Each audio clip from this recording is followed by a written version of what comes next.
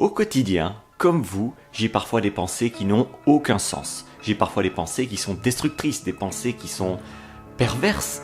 J'ai parfois des pensées qui sont difficiles à accepter. Alors même si on sait tous que certaines des pensées qu'on a n'ont absolument aucun sens, est-ce qu'on ne se retrouve pas régulièrement à vraiment faire confiance à la plupart de nos pensées? Je pense que c'est le plus grand problème que j'ai eu dans ma vie.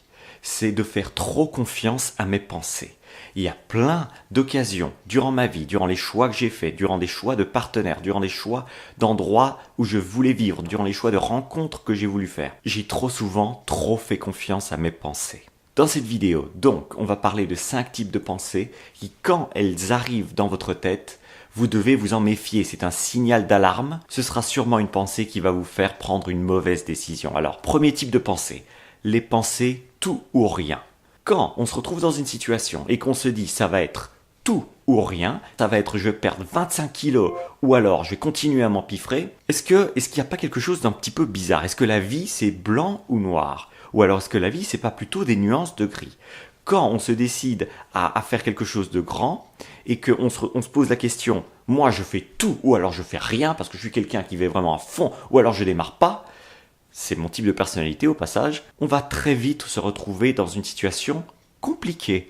C'est compliqué pour un cerveau humain, une personne, de faire des trucs énormes ou alors de rien faire. Parce que soit on est le meilleur, et c'est très difficile d'être le meilleur quand on est quelqu'un de perfectionniste, c'est même impossible d'être le meilleur, il y a toujours quelqu'un qui est meilleur que nous, alors que si on se dit, bon bah voilà, soit je suis le meilleur, soit je suis rien, dans les deux cas, on va perdre, parce qu'on va pas pouvoir être le meilleur au monde dans un domaine.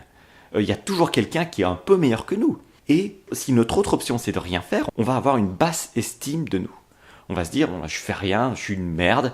Donc on se retrouve face à un type de pensée dont il faut se méfier. Ça vous est sûrement déjà arrivé. Et la prochaine fois que ça vous arrive, si vous êtes dans une situation où vous vous dites, moi je veux vraiment le faire à fond, ou alors je vais pas le faire du tout, ou alors moi je veux vraiment perdre un maximum de poids, alors gagner un maximum de muscles, ou alors rien faire du tout, posez-vous la question, est-ce que c'est vraiment le meilleur moyen d'arriver à un objectif ou d'arriver même à un changement?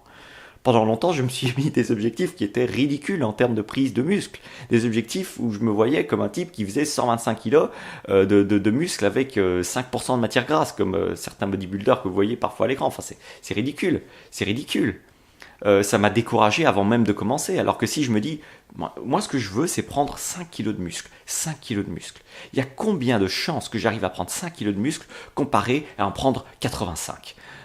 Enfin, c'est normal, évidemment, c'est moins pendant de se dire qu'on va prendre que 5 kilos de muscles et que on va pas forcément changer énormément au niveau visuel. Mais ces 5 kilos de muscles vont nous amener à un changement. Et c'est vers le changement qu'il faut aller pour casser l'inertie qui est entraînée par ce genre de pensée tout ou rien. Deuxième type de pensée, les pensées catastrophiques. Quand on a un tableau qui est trop catastrophique par rapport à une situation qui est souvent objective à côté, posez-vous la question, est-ce que je ne suis pas en train d'envenimer une situation qui est déjà difficile? Est-ce que je ne suis pas en train de rendre quelque chose qui est difficile encore plus difficile? Vous savez, quand on se fait piquer sa place dans des transports en commun, qu'on nous fait une queue de poisson en voiture, c'est facile de se dire, ah voilà, ça c'est la goutte d'eau. C'est vraiment le truc qu'il me fallait aujourd'hui pour vraiment passer une journée de merde. Et est-ce que, enfin je sais pas, c'est une idée, mais est-ce qu'on serait pas en train, si on se retrouve dans cette situation-là, de catastrophiser une situation qui est quand même pas si terrible, de rendre une situation qui est difficile encore plus difficile. Alors oui, évidemment, c'est pas facile d'avoir du contrôle sur ses émotions tout le temps, mais on a du contrôle sur la perception qu'on a des choses. Et si le fait que quelqu'un nous fasse une queue de poisson ou nous pique notre place quand on fait la queue au McDonald's, c'est vraiment le truc qui nous fait péter les plombs, peut-être que notre perception est à revoir. Peut-être qu'on n'est pas suffisamment connecté avec quelque chose qui nous rend un peu plus fort à l'intérieur. Donc, catastrophiser, on le fait tous, mais se rendre compte qu'on est en train de catastrophiser, c'est le premier pas vers un changement. Se rendre compte que le tableau n'est peut-être pas aussi noir qu'on veut bien le croire, c'est vers un pas, c'est aller vers le changement et devenir quelqu'un de plus fort mentalement. Troisième type de pensée, c'est le genre de pensée auquel je me suis adonné des millions de fois et que je continue encore aujourd'hui à casser parce que ça m'arrive, c'est presque un réflexe. C'est le genre de pensée où on arrive à lire les pensées des autres. On arrive, en regardant le visage de quelqu'un qui a un air rabougri, on arrive à se dire « Ah, cette personne-là, si je veux lui parler, elle va commencer à m'engueuler. » Ou alors si on voit par exemple une jolie fille ou un homme séduisant marcher dans la rue et que cette personne nous regarde de haut en bas avec un air un petit peu méfiant ou un air un petit peu méprisant, on se dit ça y est, je suis une merde parce que cette personne est en train de penser que je ressemble à rien. À quel point est-ce qu'on se rend compte que 9 fois sur 10, ce qu'on pense que les gens sont en train de penser, ça n'a rien à voir avec ce à quoi ils sont en train de penser, ça n'a sûrement strictement rien à voir. Il y a parfois, vous savez, les gens séduisants dont je viens de parler, qui vous regardent dans la rue avec un air un peu méprisant. Ils ont aussi une vie, ils ont aussi des problèmes, ces gens séduisants. Peut-être que vous n'êtes pas le centre du monde, peut-être que je ne suis pas le centre du monde, et que quand ils vous regardent avec un air méprisant, peut-être qu'ils sont en train de penser à quelque chose qui n'a aucun rapport. Et le fait de penser que vous arrivez tout le temps à dire ce que les autres pensent, sans savoir ce à quoi ils pensent, ça vous conditionne à penser que vous vivez dans un monde qui n'est pas le monde objectif. Le monde objectif, le monde réel, il n'est pas si noir. Le monde réel, il n'est pas contre vous. C'est un monde où tout est neutre. Et la seule chose que vous pouvez changer, c'est l'interprétation que vous avez des événements autour de vous. Alors pourquoi pas penser que la personne qui vous regarde avec un air méprisant, peut-être que cette personne ne vous regarde pas, elle regarde la personne derrière vous.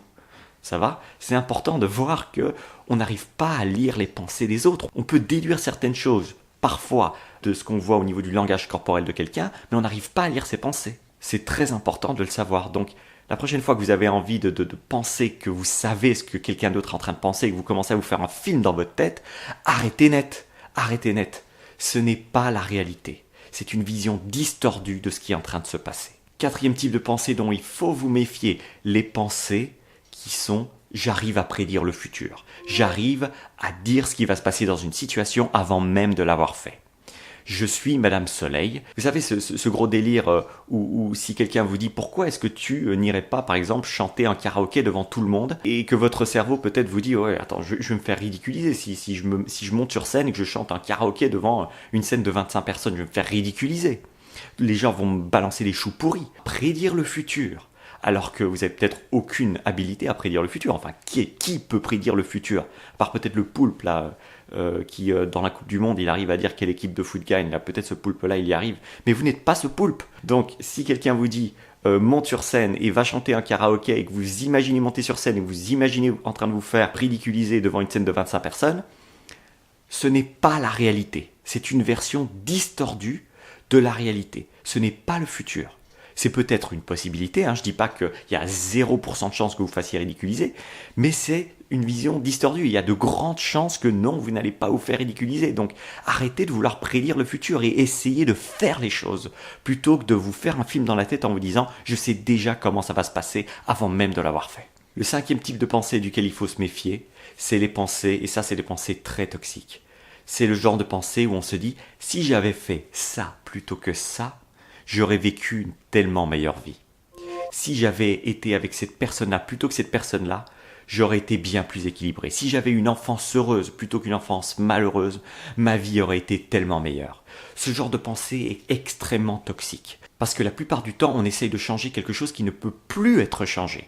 Alors attention, je ne suis pas en train de dire qu'on ne peut pas changer la perception qu'on a du passé. Ça, évidemment, je le répète souvent sur cette chaîne, on peut changer la perception qu'on a d'une enfance malheureuse pour trouver un sens et tirer une leçon de ce qu'on a appris durant nos souffrances. Par contre, c'est pas du tout la même chose quand on a ces regrets amers par rapport à des choses qui ne peuvent plus être changées. Ce qui s'est passé, c'est terminé. Donc vous avez une leçon à en tirer et ensuite vous devez faire table rase sur ce passé. Vous vous faites du mal. Je me fais du mal encore parfois parce que je regrette des choses que j'aurais dû faire. Ça n'a aucun intérêt. Soit j'en tire une leçon et j'avance, soit je suis un gros maso. Et je me fais du mal et je me complais dans cette énergie négative. On mérite mieux, on mérite tous mieux que cette énergie de merde. Tirons les leçons de nos erreurs passées et avançons plutôt que de se morfondre sur des choses sur lesquelles on n'a plus le contrôle aujourd'hui. C'est tout pour cette vidéo, j'espère qu'elle vous aura un petit peu aidé à faire attention au type de pensée que vous avez dans votre tête et méfiez-vous de vos pensées. Il y a une partie de vos pensées qui ne vous aide pas du tout et c'est difficile de s'en rendre compte quand elles arrivent dans notre propre tête. On pense que nos pensées c'est qui on est, mais vous n'êtes pas vos pensées. Vous pouvez choisir les pensées qui vous aident et mettre sur le côté les pensées qui vous sont pas utiles. C'est votre droit, c'est votre responsabilité. C'est tout pour cette vidéo, donc on se voit demain pour un autre contenu. Prenez soin de votre cerveau, c'était Thierry Markovitch.